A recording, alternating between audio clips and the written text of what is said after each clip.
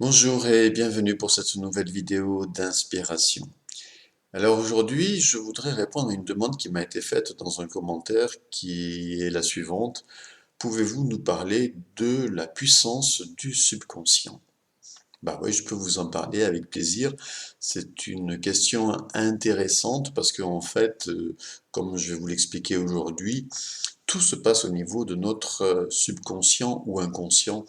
On va voir les définitions dans quelques instants. Tout se passe à un autre niveau que le conscient. Et en fait, notre vie est le résultat de plein de choses, d'une majorité de choses qui se passent au niveau de l'inconscient ou du subconscient. Non. Mais la différence, il n'y a pas de différence en fait entre inconscient et subconscient. On va revenir là-dessus dans quelques instants. C'est une question de mots et c'est pas très important. L'important, c'est de comprendre qu'il y a un aspect conscient, un aspect inconscient, et que c'est l'inconscient qui gouverne notre vie. Vous savez, c'est la partie cachée qu'on ne voit pas, mais pourtant qui conditionne, parce que cet inconscient est fait de conditionnement, qui conditionne notre réalité. Donc ce qui va être important, effectivement, c'est la question qu'on peut se poser, c'est comment intervenir sur l'inconscient ou le subconscient pour changer notre vie. Parce que consciemment, même si on sait des choses, même si on comprend des choses, ça ne suffit pas. Et moi, en tant que thérapeute, je sais très bien ça. Je sais que effectivement, c'est pas parce que je sais quelque chose ou c'est pas parce que je veux quelque chose, obtenir quelque chose que je l'aurai ou que j'ai certaines clés que je vais changer ma vie. Parce que si justement on ne fait pas un certain travail au niveau plus subtil, au niveau donc inconscient, on n'aura aucun résultat. En fait, il faut bien comprendre que notre conscience, conscience personnelle, elle est faite de deux parties. Une partie consciente, la partie donc émergée de l'iceberg, et puis une partie inconsciente, la partie la plus importante, les 90%, c'est-à-dire la partie immergée de l'iceberg. 90%, c'est l'inconscient.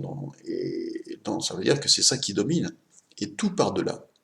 Tout par-delà, à tous les niveaux d'ailleurs, au niveau, aussi bien au niveau psychologique qu'au niveau physiologique, physique, puisque inconsciemment, l'inconscient agit et de manière inconsciente, nous agissons, on pourrait dire ça comme ça, au niveau de notre corps. C'est-à-dire qu'en permanence, il y a plein de fonctions, des centaines, des milliers de fonctions organiques qui se font sans notre, bien sûr, conscience. Heureusement d'ailleurs, sinon on ne serait plus là depuis longtemps. Donc, au niveau physique, physiologique, il y a des fonctions qui se font, mais qui sont en fait dirigées par l'inconscient. Et au niveau psychologique, il y a des fonctions qui se font et qui sont dirigées par l'inconscient. Donc, quand on a une difficulté, quand on a un problème, quel qu'il soit, si j'ai un manque de confiance en moi, par exemple, si j'ai une peur, si j'ai une phobie, si j'ai un problème de santé, etc., etc., bah, il faut aller voir au niveau de l'inconscient. Pourquoi? Parce qu'il y a des programmations au niveau de l'inconscient. L'inconscient, c'est comme un, comment dire, un ordinateur. En fait, c'est ça. C'est un ensemble de données, des données qui sont inconscientes, sont des programmes, des logiciels, des programmes qui sont en place. Et ils sont au niveau de l'inconscient. Donc, c'est là qu'il faut intervenir. Donc, lorsque nous avons une difficulté, quelle qu'elle soit, eh bien, c'est à ce niveau-là qu'il va falloir intervenir.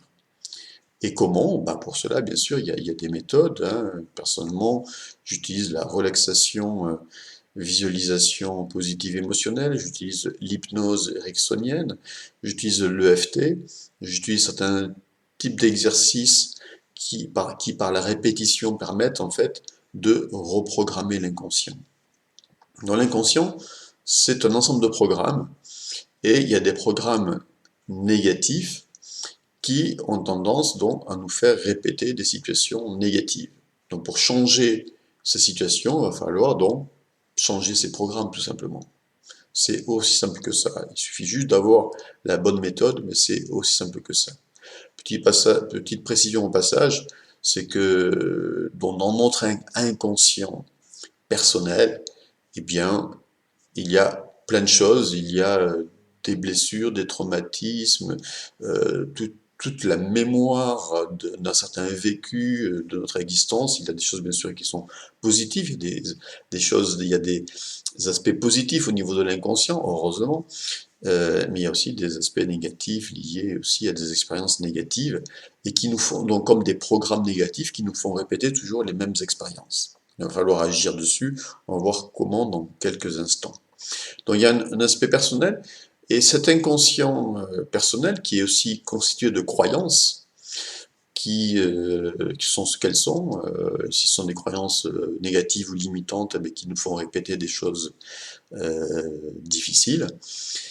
Cet inconscient personnel est aussi relié à l'inconscient collectif. Et donc nous avons en nous aussi des croyances issues de l'inconscient collectif. Par exemple, le fait que la vie c'est difficile, qu'il faut lutter pour réussir, obtenir quelque chose, par exemple, ou qu'on est là pour souffrir. Tout ça sont des croyances liées à l'inconscient collectif, parce que dans l'inconscient collectif, eh ben voilà, il y a une majorité d'êtres humains qui croient cela, et donc c'est des choses auxquelles nous sommes connectés, et sur lesquelles aussi, à un moment donné, nous devons prendre conscience. Prendre conscience, hein, en fait, quand on dit prendre conscience, c'est-à-dire qu'à un moment donné, on sort quelque chose qui est inconscient, on le rend à la lumière, on sort quelque chose de l'ombre, on l'amène à la lumière, on en prend conscience, et le fait d'en prendre conscience permet de le transformer. Et il y a des méthodes pour cela, je vous en parle dans quelques instants, pour transformer cela. Donc, nous sommes connectés à cet inconscient collectif, ce qui fait que notre changement aussi personnel, ça je l'ai dit aussi par ailleurs, dans d'autres vidéos, va impacter aussi cet inconscient collectif. Donc, si nous évoluons, nous impactons positivement l'inconscient collectif, et si nous n'évoluons pas, ou si nous régressons, nous allons l'impacter négativement. Mais je suis sûr que vous, toutes et tous qui m'écoutez, vous êtes là, bien sûr, en pleine évolution, sinon vous ne seriez pas là en train de m'écouter, et que donc vous allez et vous impactez déjà par votre propre évolution l'inconscient collectif. En tout cas, c'est ce que je vous souhaite, et c'est ce que je souhaite de tout cœur. C'est vraiment important pour l'humanité. Alors, comment maintenant agir sur cet inconscient? Comment le transformer? Alors, c'est pas très compliqué en fait, hein. Et je vais vous donner des exemples par rapport à mes formations, puisque dans chacune de mes formations, j'utilise certains outils pour transformer, en fait, pour permettre à la personne de se reprogrammer au niveau de son inconscient afin d'avoir de meilleurs résultats. Si je prends par exemple ma formation en EFT, technique de libération des émotions, ben déjà on sait qu'il y a un point ici, le point karaté, qui, ce point-là en fait, est directement relié à notre inconscient. Donc quand on tapote sur ce point-là en disant même si j'ai ce problème, je m'aime et je m'accepte infiniment, en fait on est en train de défaire des nœuds inconscients comme des résistances, de la culpabilité par exemple. Donc déjà, dans cette méthode-là, avec l'EFT, on travaille directement au niveau de l'inconscient. Et puis, le fait qu'on travaille au niveau énergétique, cette dimension énergétique est reliée bien sûr à notre inconscient. Donc il y a un lien direct. Après, par exemple, si je prends ma formation en ligne qui s'appelle « Je crée ma vie amoureuse avec succès », eh bien, dans cette formation, je travaille j'amène la personne qui suit cette formation à travailler, à identifier ses croyances limitantes par rapport à la relation amoureuse et à les transformer. Donc déjà, ça veut dire que par certains exercices spécifiques, donc ça permet une réécriture en fait du logiciel, c'est-à-dire une réécriture du programme pour à terme se programmer autrement, notamment en adoptant par exemple des croyances plus expansives, plus positives, en transformant les croyances limitantes par rapport à l'amour et à la relation amoureuse. Du coup, je commence à me programmer positivement au niveau de la relation amoureuse. Et toujours dans cette formation, j'ai 2 séances, notamment une en particulier, qui est en relaxation profonde, qui correspond à un état hypnotique, pour amener la personne à se programmer positivement pour développer et construire une relation amoureuse avec succès. Donc, ce qui fait d'ailleurs la puissance et l'efficacité des méthodes ou des formations que je partage, je ne dis pas ça pour moi, mais ce qui en fait l'efficacité, c'est parce que justement, je travaille à un niveau, au niveau des programmations. Tout n'est que programmation en fait. Donc, comment je me suis programmé, quelles sont mes programmations limitantes et comment je peux les changer. C'est le but dans mes formations, c'est toujours ce que je fais. J'amène la personne à prendre conscience des points limitants, à les transformer par différentes techniques pour avoir un nouveau programme. Et du coup, par ma pensée, consciente et inconsciente, par mes programmes, je crée une nouvelle réalité. Si je prends ma formation sur l'abondance infinie, qui est un programme en ligne pour créer, attirer à soi l'abondance à tout niveau dans sa vie, c'est la même chose. On travaille sur les croyances limitantes par rapport à l'argent, par rapport à l'abondance, etc. Comment les transformer, comment les modifier. On commence à modifier tous les mécanismes inconscients négatifs au niveau argent, etc. Il y a tout un ensemble d'exercices aussi écrits pour amener la personne à se programmer autrement et à voir autrement les choses, à reconsidérer les choses et à transformer ses croyances.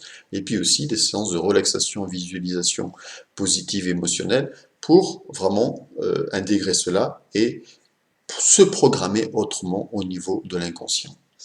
Pour terminer, si je prends ma formation phare que j'adore et que je vous conseille absolument parce que c'est la clé des clés, ce qui est cette formation qui s'appelle S'aimer et réussir sur l'estime de soi, sur l'amour de soi est la clé pour vous, hein, ça c'est clair. J'aurai d'ailleurs l'occasion prochainement de vous en reparler plus en détail, mais c'est vraiment qui s'aime retrouve de la confiance, qui retrouve de la confiance retrouve donc de l'assurance et ce qui lui permet de passer à l'action et d'atteindre ses objectifs. Je simplifie ici, je résume, mais c'est juste une parenthèse. Je reste sur le sujet d'aujourd'hui, à savoir que dans cette formation S'aimer et réussir, eh bien c'est pareil, par des exercices écrits spécifiques et par la répétition, j'amène la personne à se programmer autrement, c'est-à-dire à défaire les programmes inconscients de dévalorisation et à les remplacer par des programmes inconscients de valorisation jusqu'à ce que ce soit bien intégré pour qu'à terme elle se valorise naturellement au quotidien.